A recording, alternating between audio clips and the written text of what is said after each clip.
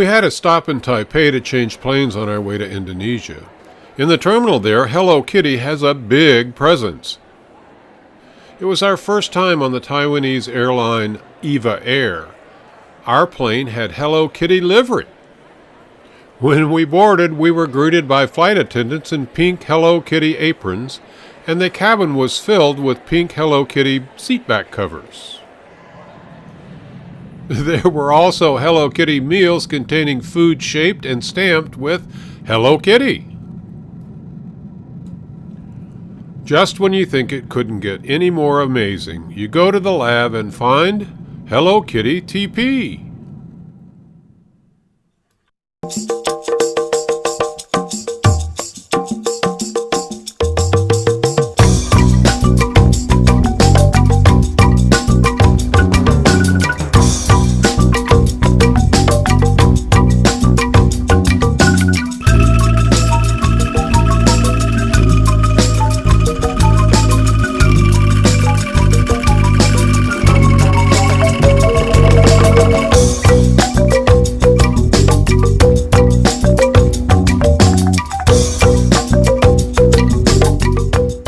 Our EVA flight went from Taipei to Jakarta, capital of Indonesia.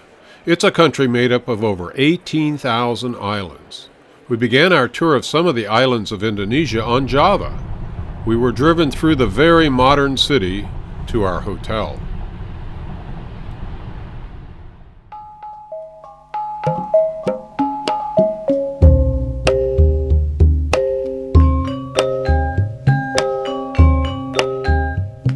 We checked into the ultra-modern Alila Hotel, dropped our bags, met our tour group, and went out to dinner in busy Jakarta through the evening traffic and its abundance of motorbikes.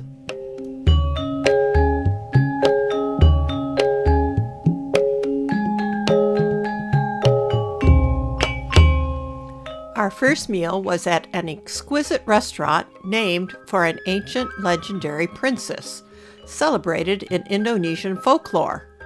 We were warmly greeted and shown through the restaurant filled with a wonderful collection of objects. Small private dining areas were mixed with larger rooms, tastefully decorated, often with intimate lighting.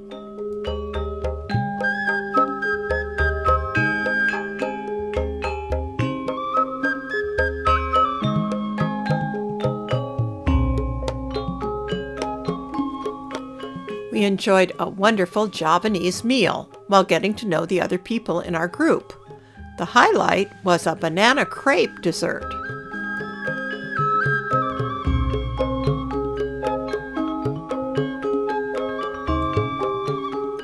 Then, back through the continuing traffic to our hotel, we went to the rooftop pool to see the nighttime view of the huge city of Jakarta with its national monument. The following morning, the dawn view from our hotel room included a minaret and some high-rise buildings.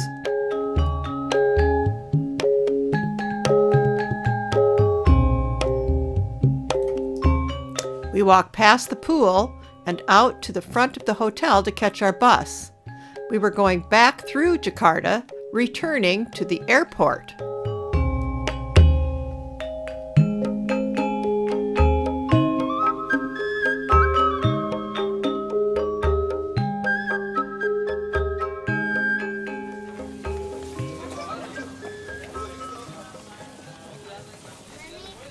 This time we went to the domestic terminal to take a local flight on the Indonesian airline Garuda, named for the holy bird.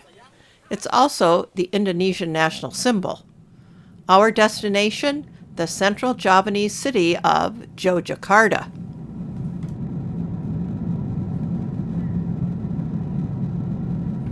An airline we'd never seen before, Batik Air, was on the tarmac at the terminal.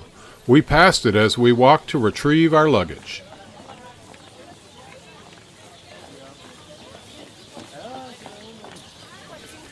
Baggage handlers went up a long conveyor belt as we walked beside them to find our wonderful tour guide, Jumana. So we are going to visit two UNESCO sites in Yogyakarta. And for shorter name, The most common name for us in Indonesia, this city is called Jogja. On the island of Java in 1602, the Dutch East India Company established trading bases to capitalize on the lucrative local spice trade. The Dutch occupiers allowed the Sultan of Yogyakarta to remain as local potentate. In 1945, Indonesian independence from Holland was proclaimed.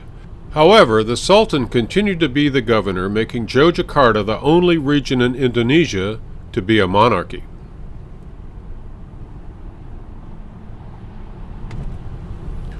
Along the way, we stopped at a hotel next to the road for lunch. An old gong sat at the entrance. The buildings were in traditional Javanese style. The beautiful Indonesian waitstaff greeted us. We walked through the hotel, needing its facilities. Back through the unique bar, we found our group seated on the veranda, facing the road, next to the old gong.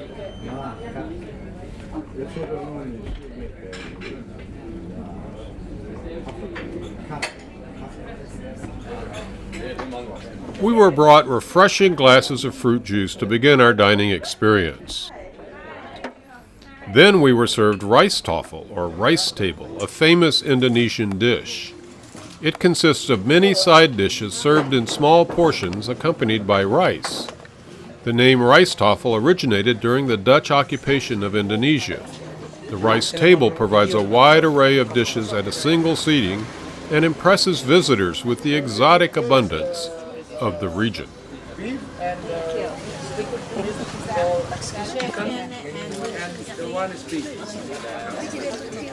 We had noodles with mushrooms and a kind of corn fritter served along with vegetables, satay, beef patty, and of course rice, all being served by the attractive waitstaff with the men in traditional Javanese hats.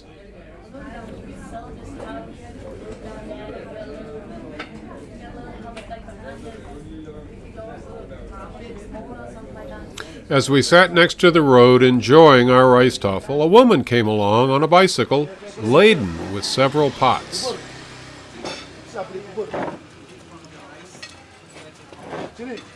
The woman was selling Berber sum-sum, or rice porridge, from her bicycle. Jumana got some for us. It's rice porridge. Rice porridge. Stop. Campur. Itu apa? Apa itu?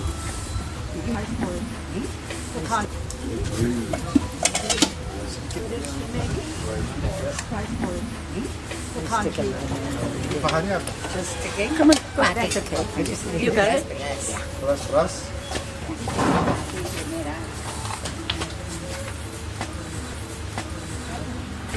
Okay. Yeah. Anybody like to try? Yeah, well. This is the porridge. Rice porridge. No, go ahead. Rice porridge, white rice and brown rice and tapioca. Mana lagi sendok lagi satu. We learned that the woman's name was Bu, meaning Madam, Harini, and she was 60 years old. After tasting rice porridge, we walked across the road to take a bicycle-ricksaw ride. Each of us chose a driver. Linda learned her driver's name was Ba, meaning Mr. Abel. Off we went for a glorious ride through the back roads of Java.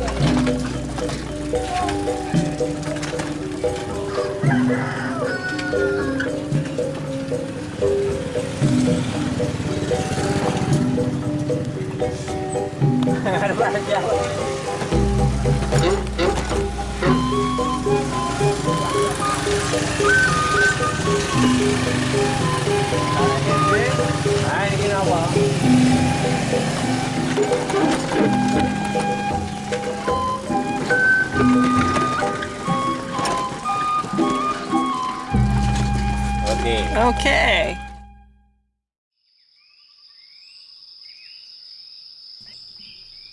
We arrived at a village famous for its handcrafted items. After we said goodbye to our rickshaw drivers, we walked into the village. The buildings were mostly made of brick with tile roofs. It was here that we met our local Javanese guide, Fidel. I look like 17. Cute 17. And I work here as a local tour guide with the OAT. And this is my third time with Jumina actually. He's my mentor. Yeah, he's one of the best professional tour leader. Yes, he is. Yes, ma'am. So I would like to take you around after this. So the reason why OAT sent you here to this village is because this village is very famous for the pottery making. And not only that, we're also going to meet and experience meeting local women who working to make the pottery to support their families. Proceeding into the rural village, we saw chickens and laundry drying outside the houses, with many cats in evidence, doing what cats are so good at doing. Our group stopped at a house with a large front porch. There we learned about one of the handcraft items made in the village. This was the porch of a multi-generational family. I'm around 70 years old approximately. She said that I cannot count my own age. Yeah. Oh, she making the bamboo basket or bamboo waving like this one here. Ta-da! Yeah. So here we go. You can see the bamboo basket. An older woman and her daughter and grandson were warm and welcoming to us. We left them on their porch and continued our walk through the village to see more homes and their workshops. Like this one here.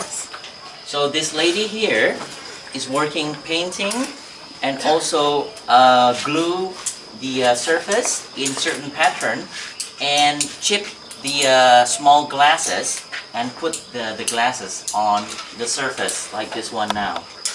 Yeah.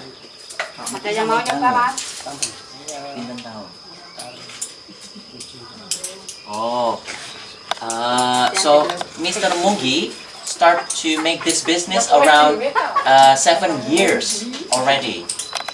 7 years. Ngantos mbrobes ngumpluk. Apa nih? Berapa jam nih kerjanya? Oh, how many hours? Pinter jam, Mbak? 8 jam. How many hours this lady making this ornament, beautiful masterpiece? They say that 8 hours. They going to sit and then chip those glass and then put the glue on. Once again, we were warmly welcomed, this time at a ceramic workshop where the women chatted away while they decorated their vases. We always think it's wonderful to witness where the items we see in our stores come from, and to see who makes them. We left the workshop and walked across to a woman working by herself. She was glazing a large ceramic drum table. So it seems that this area also cooperate each other, working hand in hand together. There is some place only collecting the basic what is it, clay for the making the how to say, to make the pottery. We left the woman glazing to go to look at more beautiful terracotta drum tables awaiting their shiny glaze. Then we came to women sitting outside their home working on hats. Some had their children with them.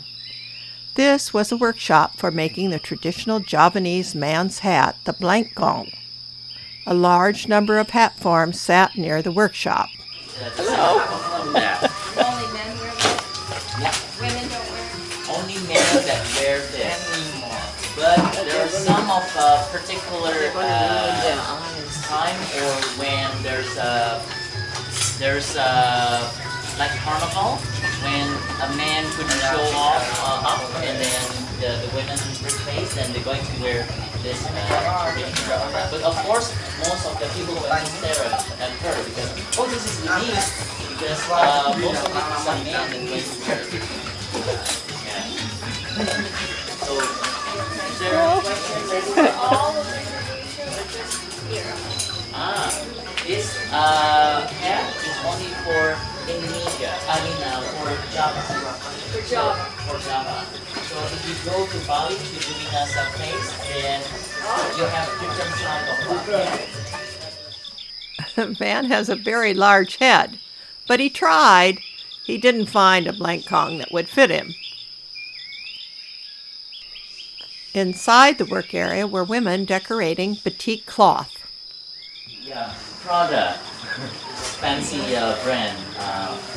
Yeah, and then Glue doesn't dry. the glue. Well, the glue is dry a little bit. Oh, here.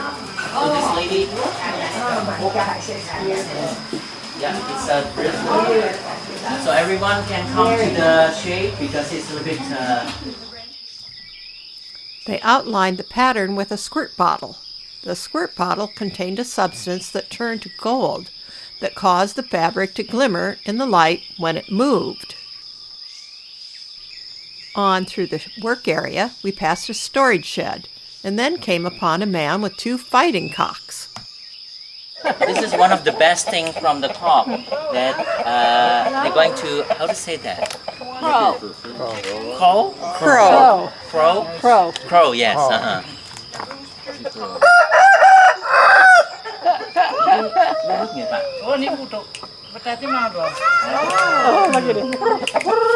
So how old is this bird? Oh, lagi umurnya pinten, Mbak? Niki, 7 bulanan. This is around 7 months. Going to get bigger? Itu sakitnya nih, gede. Sakit, tambah melis gede. Oh, just a little bit grown, a little bit bigger. Eventually we moved on, passing a stable with a large white mama cow tied inside. Her calf was outside the pen on its own as we walked on to find our bus waiting for us on the road.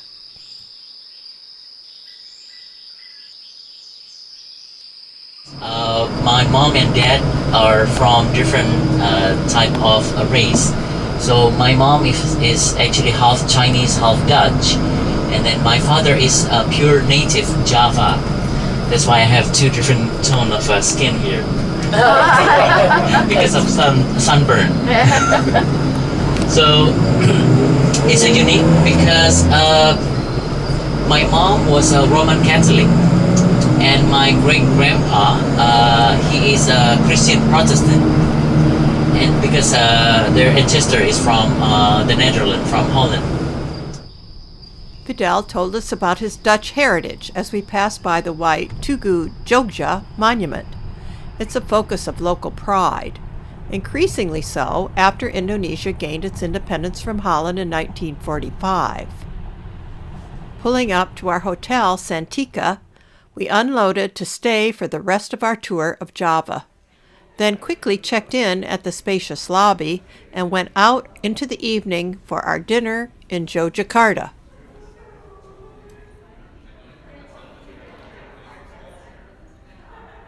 Okay, everyone. Okay, so we cross the road together and slowly, walk slowly, okay? Wait, please. Wait, please.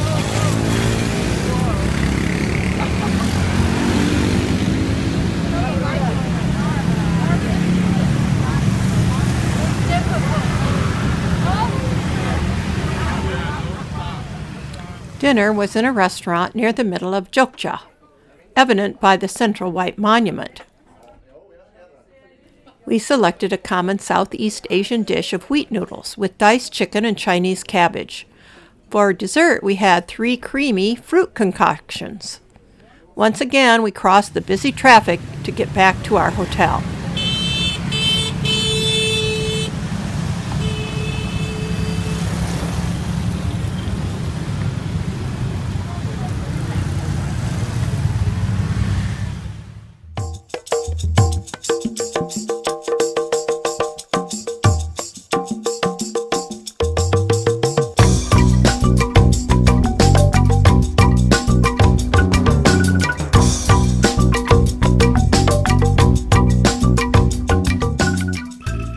There was a huge breakfast buffet with both Asian and Western selections. Immaculately dressed cooks manned a beautiful station for making eggs and omelets.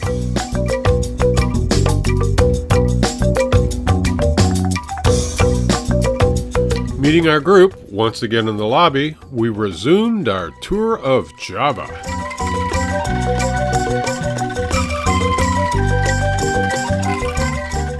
It is very unusual temple. That's the reason we are taking you to that temple. And this temple, the level of the temple is about the same as the level of the ground before 11th century, before the eruption of the volcano. And after visiting the Sambisari temple, we will then go to Prambanan temple. We will then drive to Prambanan temple, another Hindu temple. It is also UNESCO site. Driving east of Yogyakarta, we were off to visit 2 Hindu chandi, or temples. The first was Sambisari, built around 812.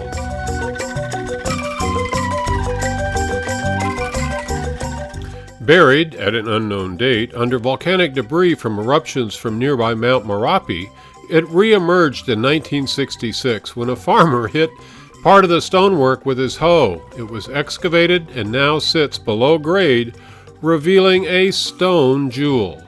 We circled the temple to get a different view.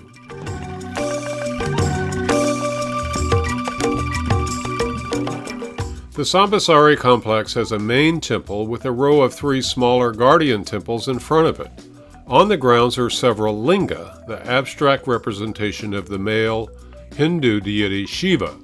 There are also yoni, the symbol of the goddess Shakti, symbol of female creative energy.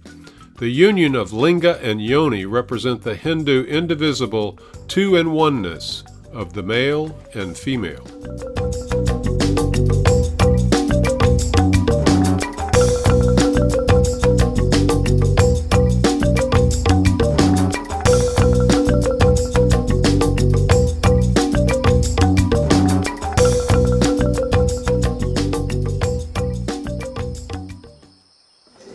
Yeah, linga and yoni, symbol of fertility.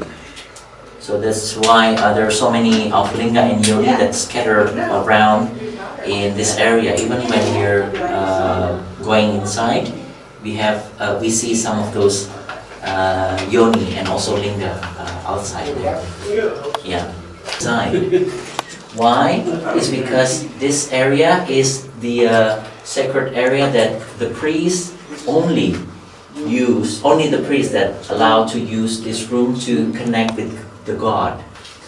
So the structure here, as we can see, the top structure is shaped like a pyramid, right?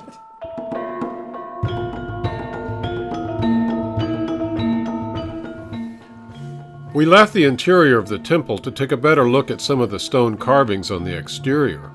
Below a fantastic lintel, there was a statue of Agastya, a revered sage of Hinduism.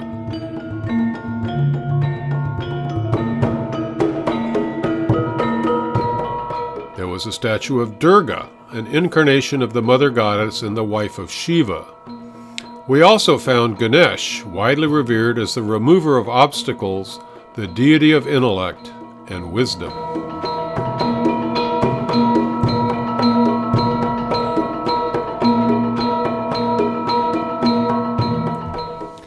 Down the stone steps with wild-looking carvings, we gazed up at the top of the main temple, then past other tourists. We looked back through the old stone gate and then climbed the steps up the grade of the old volcanic debris to the current ground level.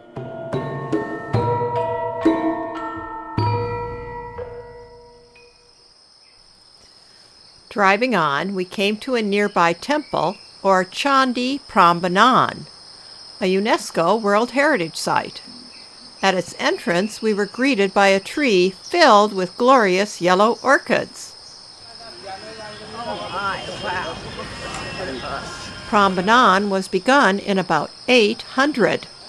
It's the largest Hindu temple complex in Indonesia. So excited. This is what my motivation is for this. I love it. The tall and pointed temples are typical of ancient Hindu architecture. The main building is a towering 154 feet high and dedicated to Shiva, the destroyer and transformer deity. Shiva's temple sits among a large complex of individual temples dedicated to other Hindu deities. According to an inscription dated 856, the main temple was built to honor Lord Shiva.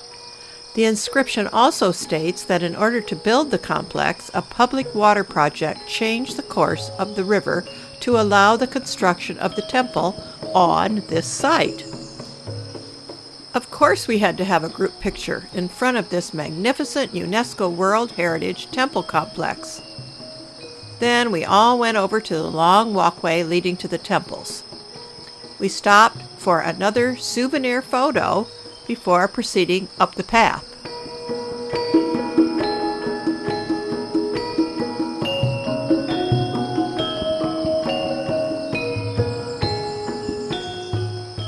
So the main temple is reconstructed by UNESCO. Yeah, it was discovered by Sir Thomas Stanford Raffles Dundles in around 1800 when he became the Governor General of Indonesia at that time. So he discovered this. When he discovered this temple, it's not in good shape. It's only less than 20% because there was an earthquake and then it was ruined. An earthquake in the 1500s caused most of the ruin of Prambanan, but the complex had been deteriorating before that. Now, with UNESCO funds, Java is reconstructing this wonderful place for visitors, both for locals and for visitors from far away.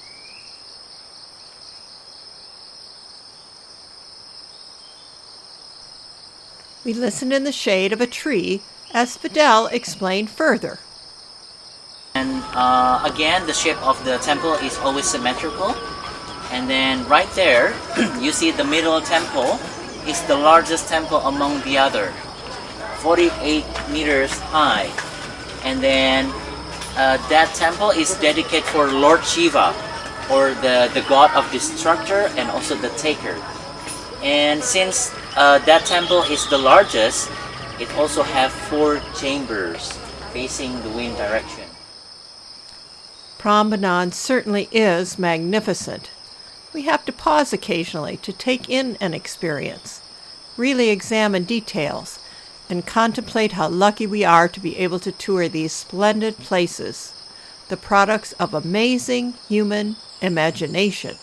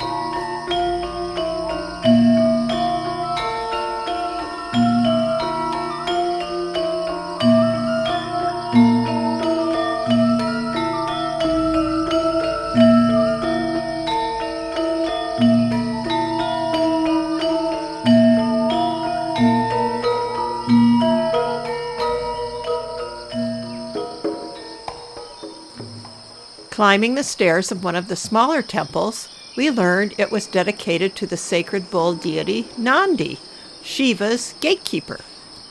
The temple of Nandi. So here we go. This is Nandi. This is the holy cow, the bride of Lord Shiva. And then not only Nandi, but there's another statue here of Lord Chandra and also Lord Surya. So Chandra and Surya is actually god of the moon and also god of the sun. The broken sacred bull sat silently in his temple. Earthquake had taken one of his horns. We left Nandi and then descended to go to the largest temple, the main one dedicated to the fascinating Hindu deity Lord Shiva.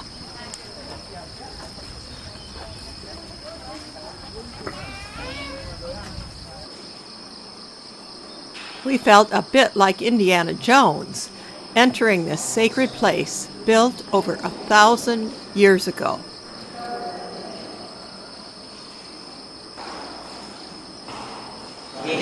So this is Lord Shiva, the statue of Shiva. He is the destructor, and he has 4 hands here. One of the hands is holding chakra there as a weapon, and a plant. And he is wearing the robe that made from tiger skin. So this is the skin, and this is the tiger head. Okay. Yeah. Lord Shiva stood regally in his temple. He's regarded by Hindus as limitless, transcendent, and unchanging, the soul of the universe.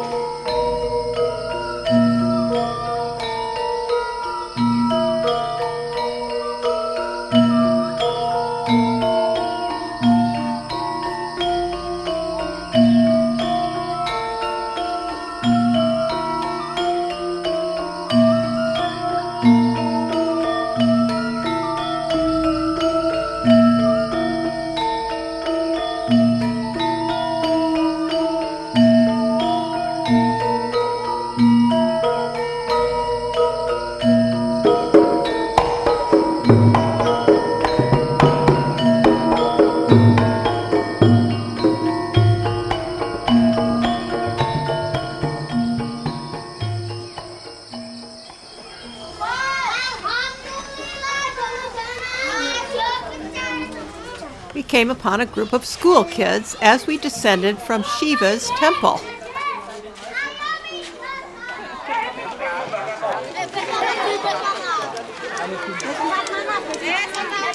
A large school group, all dressed in bright red and blue, were accompanied by some adults. They were also here to tour Prambanan. They asked if we'd take a picture with them. Jumana took our camera and captured us surrounded by enthusiastic Javanese kids. We all celebrated the joy of being together in Java.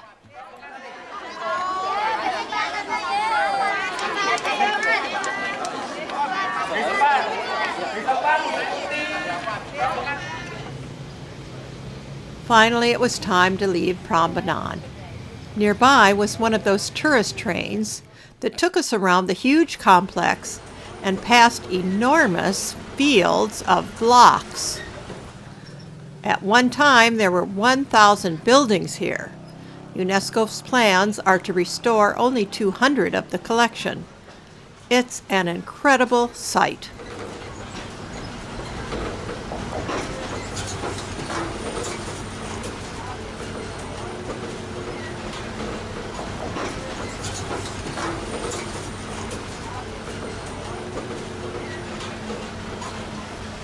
Once again, we boarded our bus and drove past another temple complex to go to a nearby village, where the Muslim call to prayer began as we disembarked.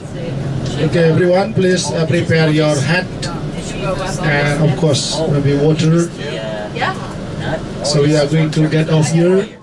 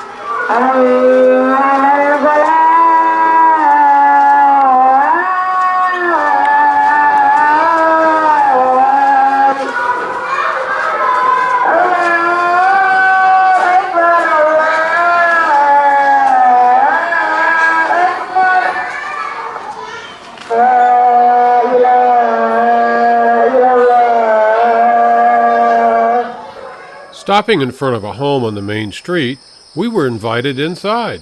85 years old, she said. Yeah. And I'm working to make a traditional soybean cake for a living. Sampun ngastom niko, sampun pinten Can we tahun? keep moving? Nobody outside. Around 40 years already I'm making this bean cake traditionally. We go in here? Yeah, we going here to the right. She's watching TV. Yes. This is for the. And where does she sell the bean cake? Ah, good question. Where is she sell the bean cake? Menawi sate tempe niko wonten pundi Mbak Dilo? Oh, there's someone that picking up the bean cake here inside. This was a combination food processing factory and home. The remnants of meal preparation were on a cabinet as we passed by, and then a gas-powered stove.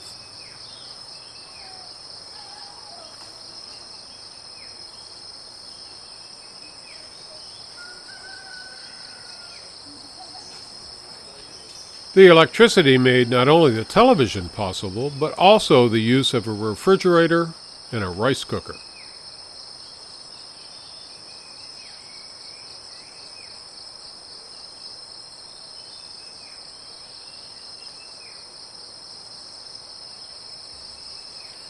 There was a hearth for cooking with wood that sat underneath the tiles of the roof above.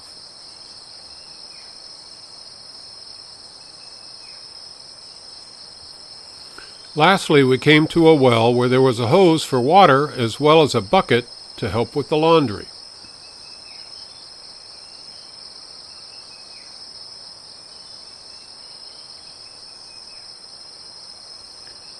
Back outside, we found a group of women picking beans from tangled green vines.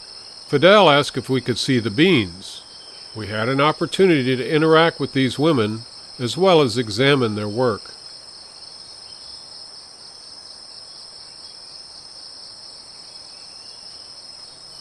Nearby, another woman was using nuts to make a kind of cracker that looked like potato chips.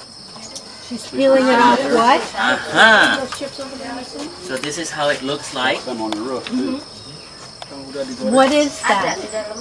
This is crackers that made from chips, from bean. Oh, those are beans she's peeling. Yeah, it's called with mping. Is this a soybean or a bean? It's a mping. It is nut. Nut. A nut. A fruit like a fruit. We will see later when we walk along Yeah. the tree.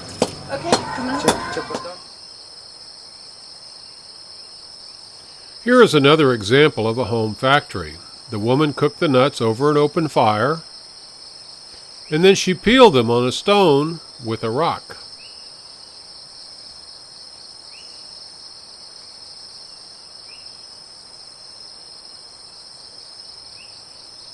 Next, the cooked nuts were smashed into round crackers and finally dried on a bamboo rack. The woman Zori sat behind her as she went about making a living in this village in central Java.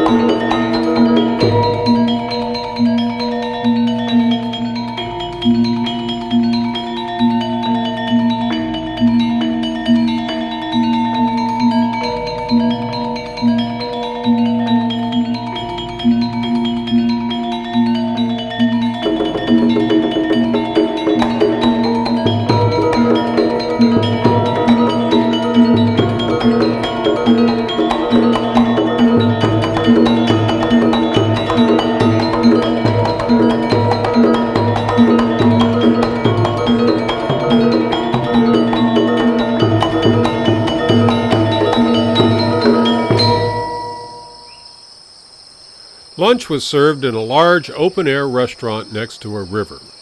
Rice was presented as we settled in to eat. Our dessert was watermelon, banana, and limper. This is a banana leaf wrapped around rice stuffed with sweet coconut.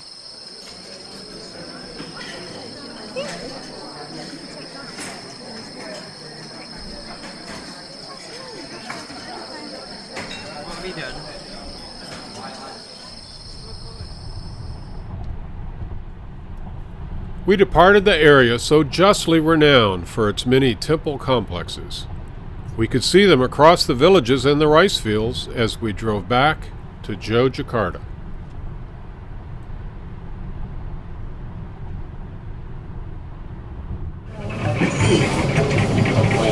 Most of these youngsters, they playing the instrument, and some of them, they're also students. They like to collect money by playing instruments on the street musician. Yeah.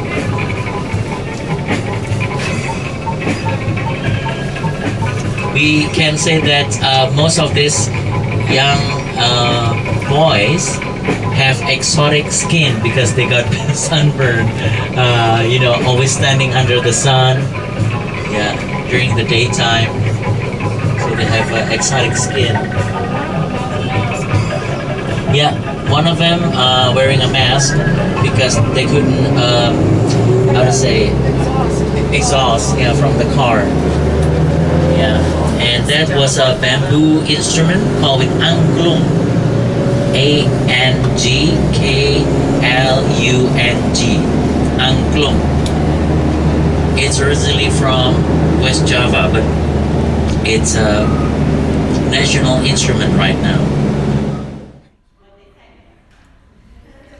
Back at our hotel, we passed through the lobby and went up to our rooms to get refreshed before the evening's activities. We were going out to a famous market area.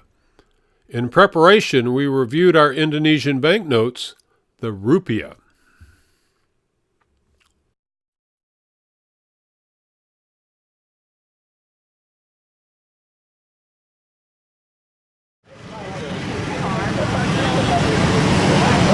Okay, now.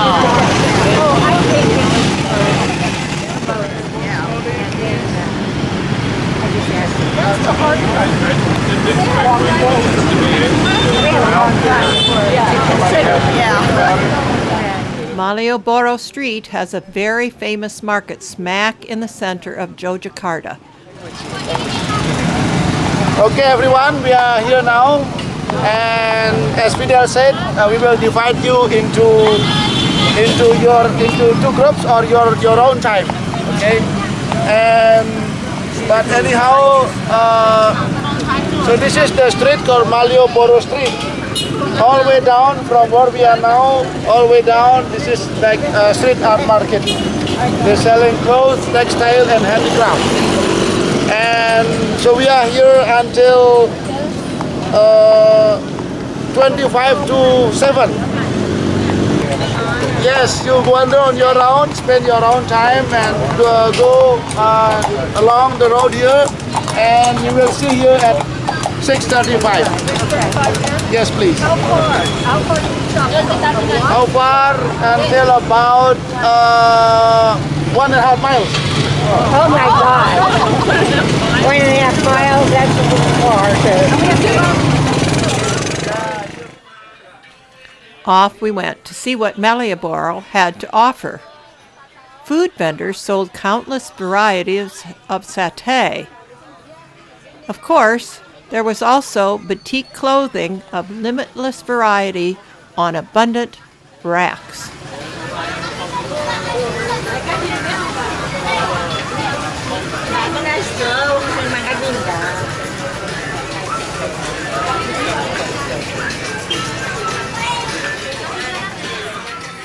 Vendors were ready to sell t-shirts as music poured out of loudspeakers. We bought some batik board shorts for our surfer son Jay. Wonder if he'll ever wear them. We bargained and then went inside to the store to pay with our rupiah, where we got a written receipt. Then just walked the covered arcade to absorb Malioboro's blur of sights and sounds.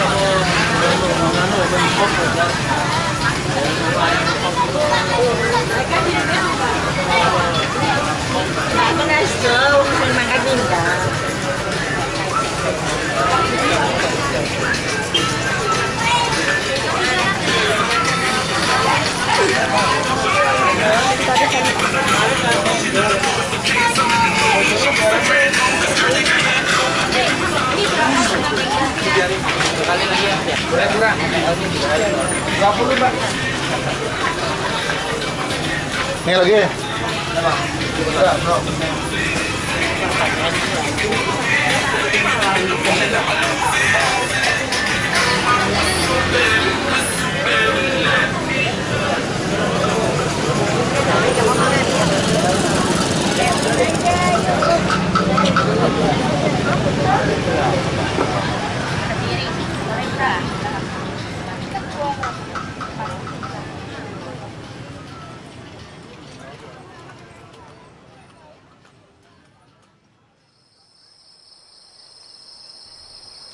The following morning, we gathered in the lobby to continue our adventures on Java. Okay, good morning. So we are going to start our adventure to the slope of the volcano, Merapi volcano. Take us about 1 hour drive to get there. So we will start walking toward the slopes, accompanied by a local guide there. And we will walk for about 2 miles. Because the walk will be mostly up, about average, about 45 degrees average. And we will see the surroundings and also the impact of the eruption of the volcano. But the last eruption was in 2010, last big eruption. So this volcano names Merapi, it's came from ancient Sanskrit word or Hindu word called Meru and also Agni. So Meru means volcano, Mahameru, and then Agni is one of the god in Hindu mythology, which is the god of fire. Look, there's some of the leftover tree that got hit by the hot burning lava, and this bridge used to be disconnected. Oh, they digging for soil or the sand, volcanic sand. We had driven north, out of town, and came to some of the remnants of lava from the devastating eruptions of Mount Merapi in 2010. Even though we were at almost 9,000 feet, it was only 7.5 degrees south of the equator, and so it was still very warm. First things first, the toilet. Not some folks' favorite kind, but clean and welcome nonetheless. With that accomplishment, we met our local guide, Bu Paraja. It's the tool they use to cut the grass. Sharp. Pakai ini untuk potong Iya. rumput. Ya, untuk cut. Hari berapa kali ngarit? Saya 3 kali, suami 2 kali. Kalau suami 3 kali, saya 2 kali. So in one day, he cuts the grass 2 times and her husband 3 times, or sometimes she cut 3 times and her husband 2 times, so 5 times a day. Cut the grass. For the cows. For the cows, for 12 cows. Wow. Susu. Yeah. Milky cows. There are many offerings for tours on the slopes of Mount Merapi. A very popular one is to rent a jeep and a driver to motor up and down the mountainside. There are various routes and prices on offer.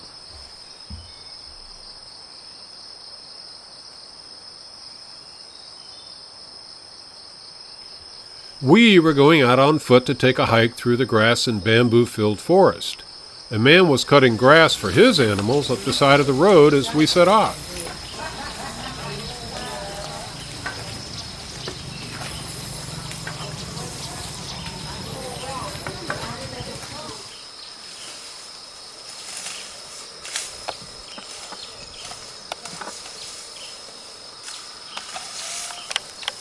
The day was warm. Jumana informed us it was about 89 degrees Fahrenheit with 72% humidity. It was good to walk in the shade under the giant bamboo that arched above us to create a cool green tunnel.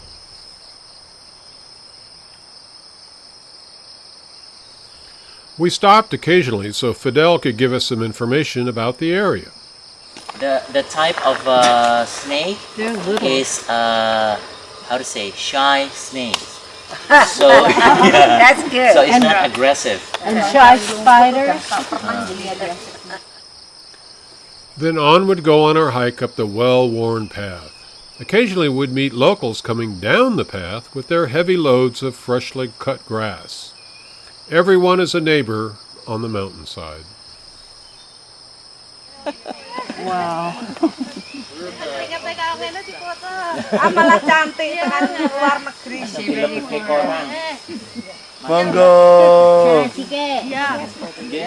Jadi wis to? Wis to. Ya, bayo.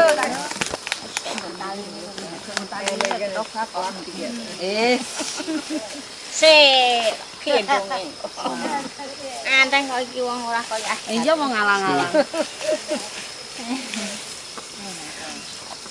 Tugalis jalan. Oh my God. You feel your back, right? So, how lucky you are. Yeah. Yes. Yes, we know how lucky we are.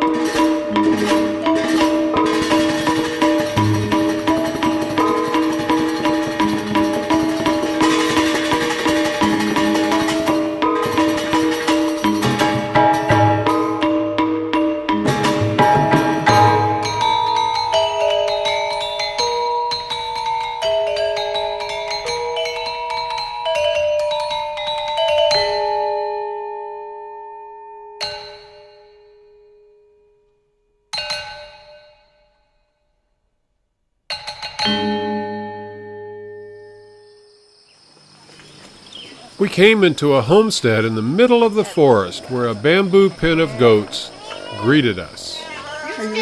She's coming.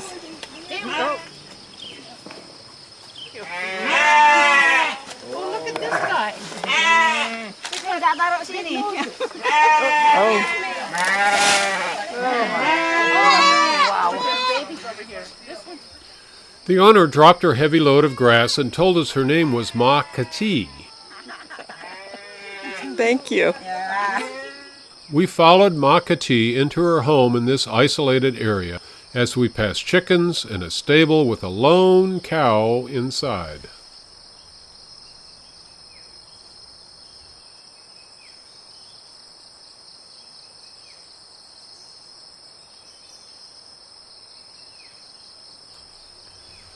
There was a well for water just next to the house. Ma Kati has created a museum of sorts to share with travelers her experiences during the volcanic eruptions of 2010.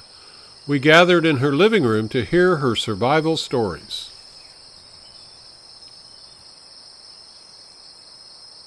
Partia told us that there's a lady that lived around this perimeter, which is a danger zone. No one allowed to live in this area. And Pardia also told me that she also experienced that there was a tiger that came into her house and drank the water. And the tiger didn't eat her. So she survived because the tiger is not aggressive. And then on the way here, I just wondering why there's a house here, because this is danger zone. And then it seems that Pardia tried to find her, and she was collecting a grass for her lamb there. she have a goat and also a lamb. So this is one of the survivors. She used to live here. My name is Ma Kati. Ma means Mao. Mao and Pao. I'm 75 years old. Ma Kati's 25-year-old son died during an eruption of Mount Merapi. His friends collected money to help her rebuild her home. Family and friends brought her food until she could reestablish herself.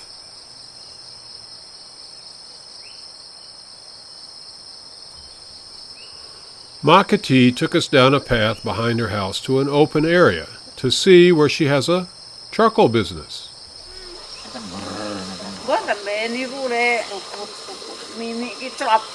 Oh, okay. So,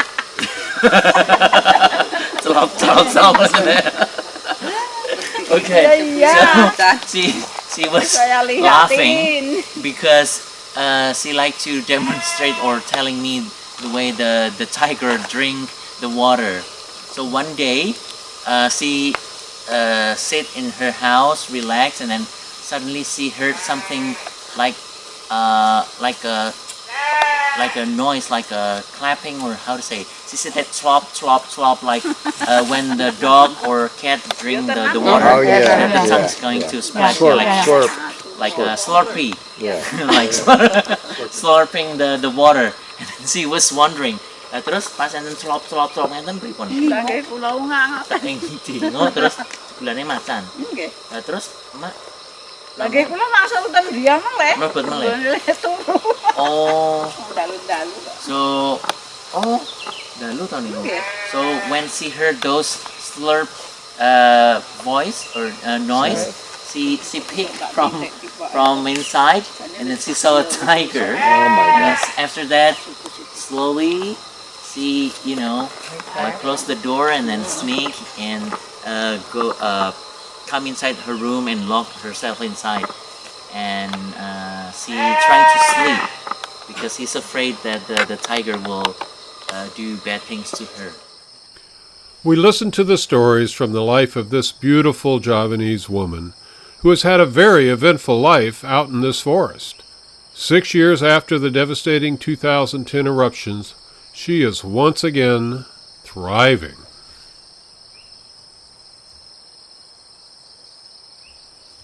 Then we got an explanation of her charcoal business. Logs are brought and stacked in this clearing. Smaller kindling is also collected, and both are piled high before being lighted. It's a cash crop that allows Makati to survive up here in the bamboo forest.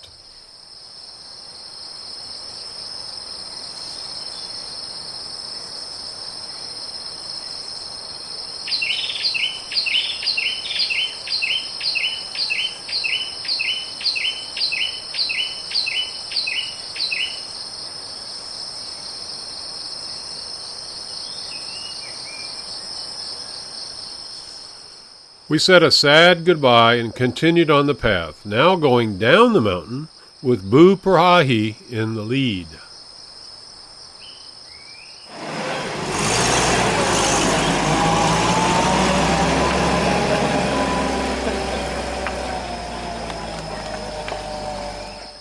The quiet was interrupted as a noisy jeep passed us when we came back to the paved road.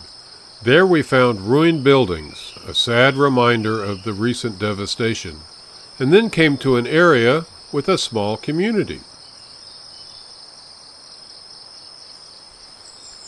We had a rest and got something to eat from the snack area. I bought a handkerchief at one shop, and then we walked over to a small museum with a display of the items from the 2010 eruptions. Household furnishings sat next to photos of some of the 353 people that were killed. Eruptions began in October and continued until December. Large ash columns formed, causing numerous pyroclastic flows down the slopes of the volcano. Merape's eruption was said by authorities to be the largest since the 1870s. It's the most active volcano in Indonesia. It has erupted regularly since 1548.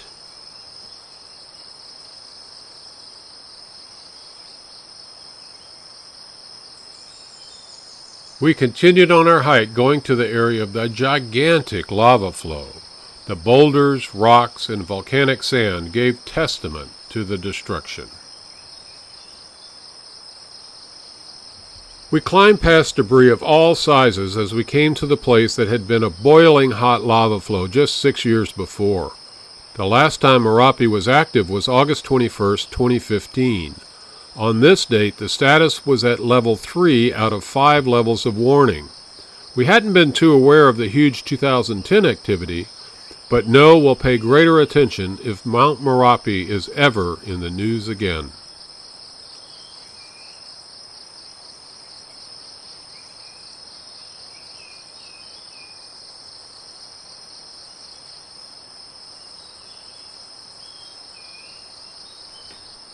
We walk back to our bus understanding even more what it means to live near the Ring of Fire.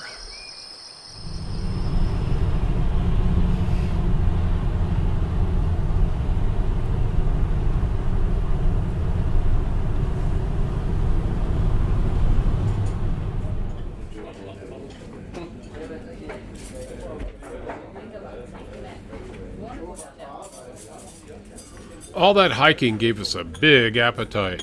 We walked into a tropical paradise of a restaurant called Asante. There was a large assortment of vibrant tropical flowers as we passed into the dining area.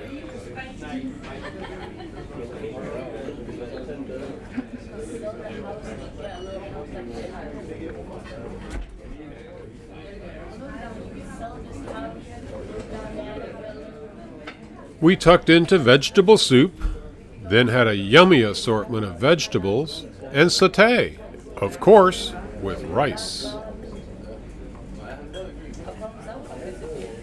There were paintings on the walls, one of a scene of a harvest with Mount Merapi in the distance and another with a colorful street scene of a festival. The people here continue to live their lives in the shadow of active Mount Merapi.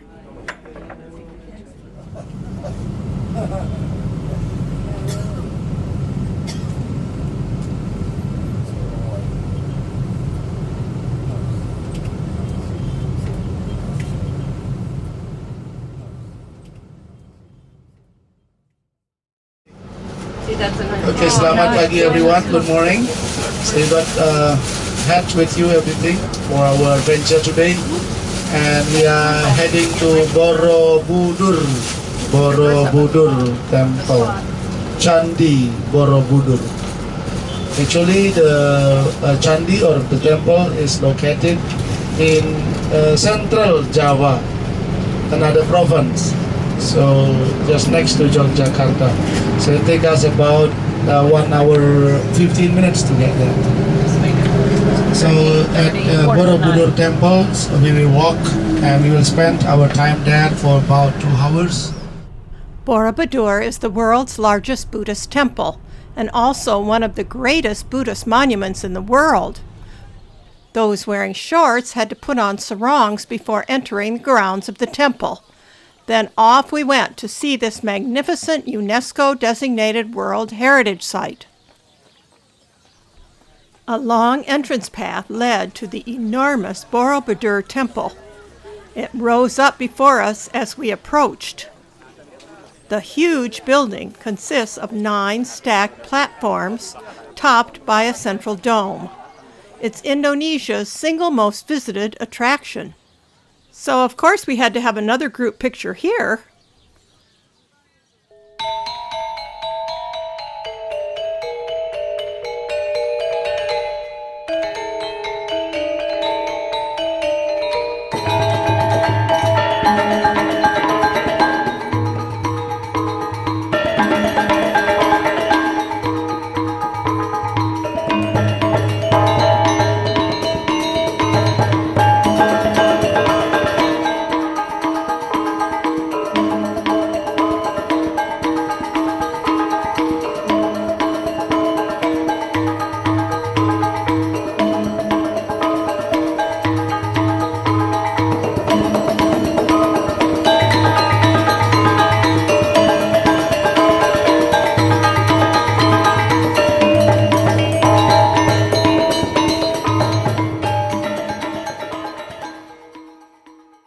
To create the whole structure, the designer or the engineer have to start from the bottom to the top and then start to carve from the top to the bottom. So that's the opposite. The reason is because they need to carve carefully because they cannot replace once they're making a mistake. So they have to start slowly in the smaller part first and then start to get expand down here. And to create this is not easy because it has to be very precise. This kind of story, telling what story facing which direction. So that's why they're creating a code here. This is Sanskrit word. Can you see here? Oh, yeah. This is old Sanskrit word and then have to be matched with this. So this kind of story facing this direction and so on. So that's one of the clue. Built in the 800s, Borobudur is uniquely Indonesian architecture, with 2,672 relief panels and 504 Buddha statues. The monument is both a shrine to the Lord Buddha and a place of Buddhist pilgrimage. The 6-level journey begins at the base of the monument and follows a path around the temple and ascends to the top through 3 layers of symbolic Buddhist cosmology. These are the worlds of desire, the world of forms, and the world of formlessness. We ascended to another level as we followed in amazement, dazzled by this enormous carved temple.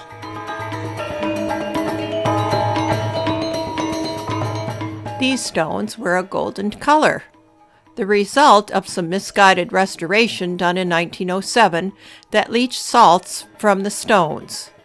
This first restoration was financed by the Dutch East India Company.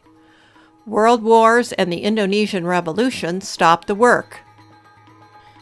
In 1965, Indonesia asked the world for help, and finally UNESCO undertook the complete overhaul of the monument in a very big restoration project between 1975 and 1982.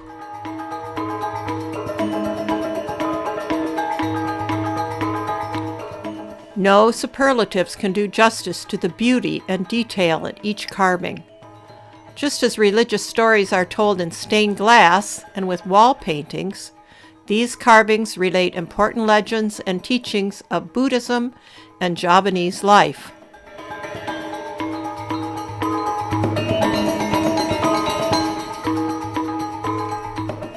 We circled the huge temple trying to capture the essence of the place. Fidel told us about Buddha and these amazing carvings as we tried to absorb the lessons of our tour.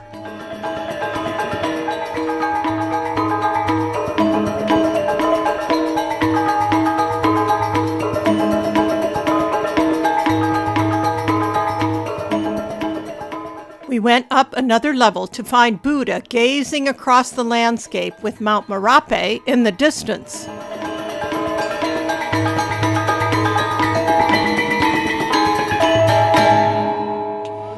Actually, there are 6 different poses of Buddha meditation.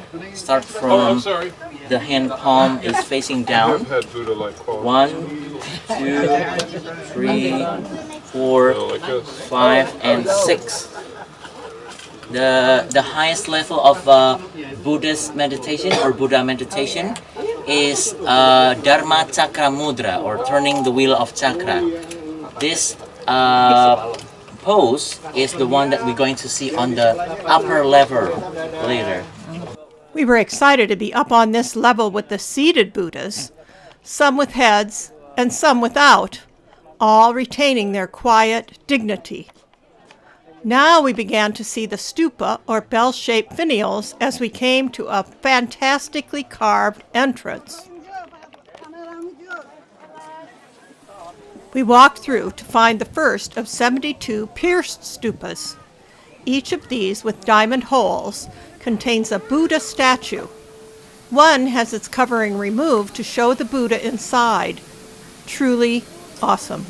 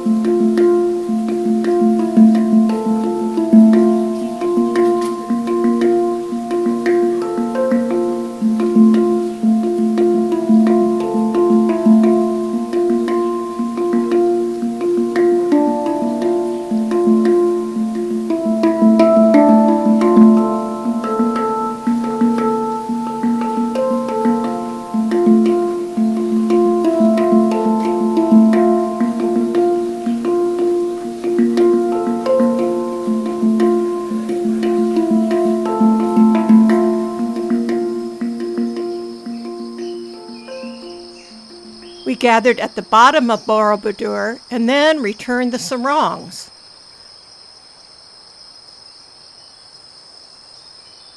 Puppet vendors found us as we walked away from this amazing, huge temple, still dazzled. We walked to an area filled with horse-drawn carriages. 2 people each with a driver. We picked out a rig and driver, and Jumana took our picture before we set off through the temple grounds on a perfect day.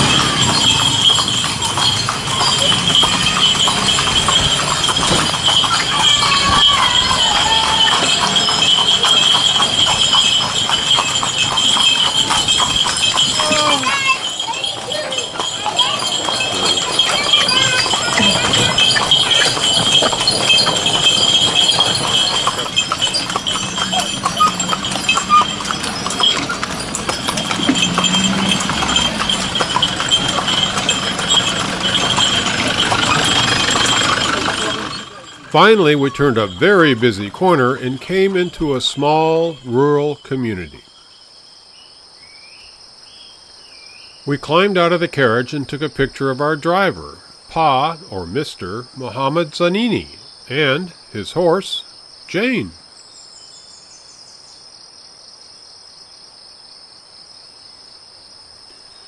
Into the village where we first stopped at a home with a rice cracker making business. Rice crackers dried on bamboo trays.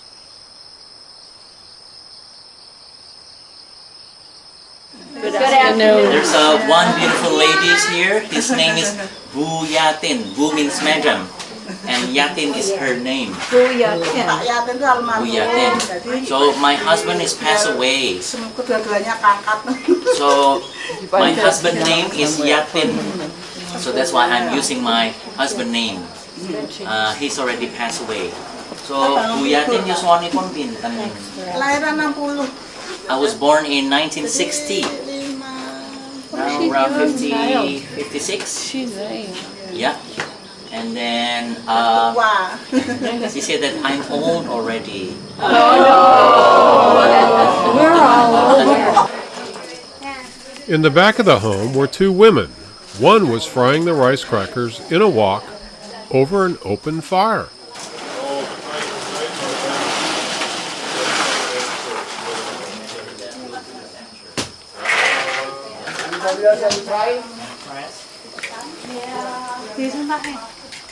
It was hot work, having to stand over the blazing heat for a long time. We could only gesture to learn their names were Bu Sowito and Bu Soratini. I bought some crackers from Bu Yatan as we left our first shop in this village. Next we came to a place with long tables and young women working very intently. Making fake eyelash here. They were making false eyelashes from human hair. These eyelashes were meant for export, and they told us they had heard Lady Gaga bought them. Could you even have imagined this is how they were produced when you saw the false eyelashes on sale on the racks back home? This was eye-opening. Boy, I've never seen this.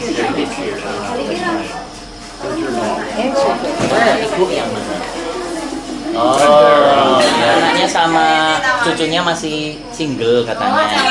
Kayak Justin Bieber, David Beckham. Katanya Pak Billy, saya juga lagi nyari cewek jomblo katanya.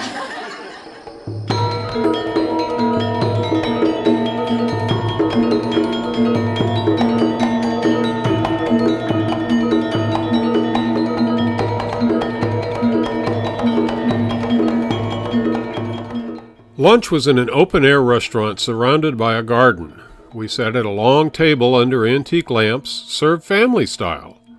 There was a sizable variety of dishes. They were a bit like Chinese food.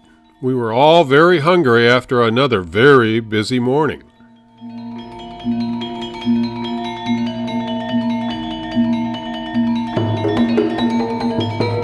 Dessert was jackfruit segments with papaya and watermelon.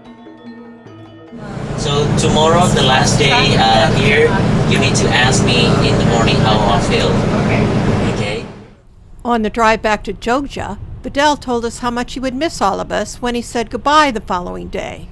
We would certainly miss his smiling face and vast knowledge of Javanese culture.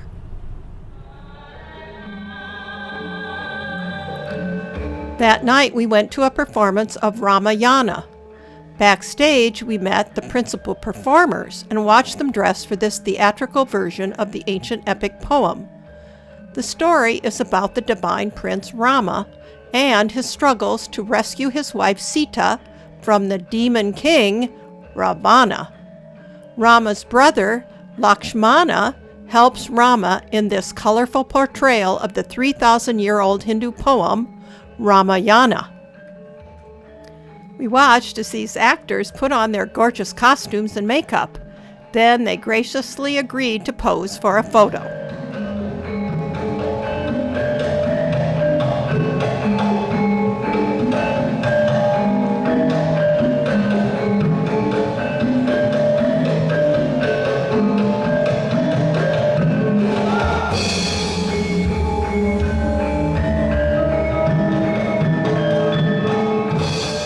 We left backstage and passed Javanese masks as we became the first to get seats in this wonderful outdoor theater.